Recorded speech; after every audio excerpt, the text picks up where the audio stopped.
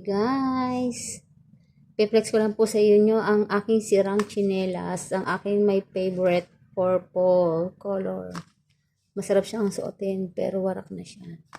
Siyempre, bago siya mawarak, bumili na rin po ako ng aking tsinelas. Yan po si Cross. Ayan. Sa amin po yan, tatlo ng aking mga anak. Ito po si Flowers. Sa akin po yung flower na yan para sa kanyang mama. Meron din tayong pop na kulay yellow. Meron din purple, syempre sa kanyang mother. At meron din kay Jackie. Ayan po ang off-white para kay Jackie.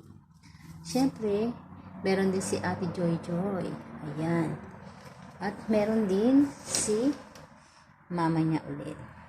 Kami pong tatlo ng mga anak ko ay terno-terno. Yan po ang mga kulay niya.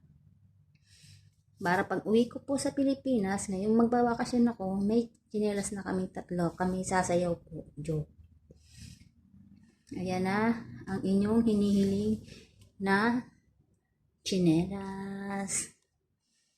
Hindi man siya tunay na original, pero bongga naman ang presyo niya. Thank you for watching.